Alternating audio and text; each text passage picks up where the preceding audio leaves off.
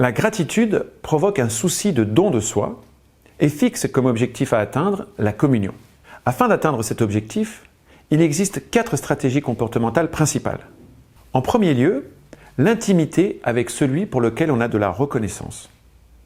On a vu que dans l'admiration, on cherche à se rapprocher pour pouvoir contempler l'objet ou la personne que l'on admire.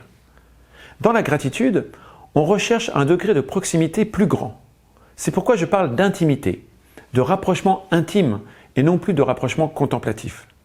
Il s'agit de pouvoir passer du temps avec la personne pour laquelle on a de la gratitude, que l'on profite de sa présence et de son temps. Le rapprochement intime trouve en général son expression la plus forte au sein de la famille. La famille constitue le premier lieu où se témoigne la gratitude et où se pratique le rapprochement intime.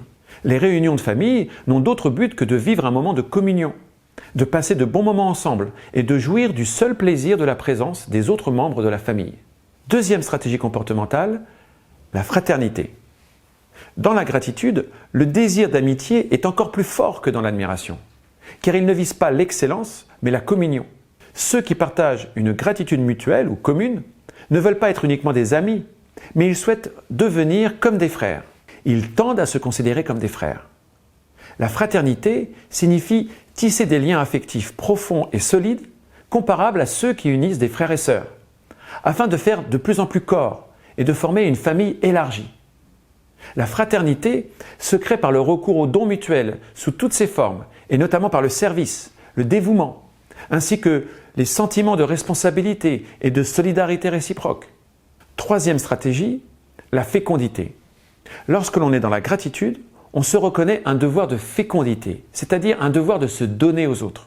On agit moins comme un débiteur qui s'efforce de rembourser une dette que comme un privilégié reconnaissant qui souhaite rendre les dons qu'il a reçus.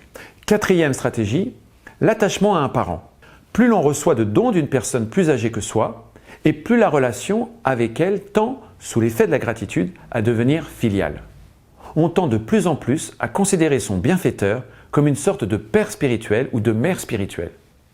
Il est intéressant de constater que tout le monde utilise la métaphore du père ou de la mère pour exprimer la gratitude que l'on ressent à l'égard de quelqu'un.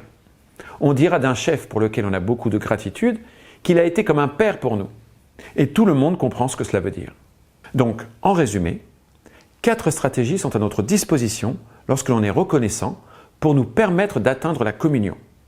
L'intimité, la fraternité, la fécondité et l'attachement à un parent. On va les adopter les unes après les autres pour satisfaire notre désir de communion.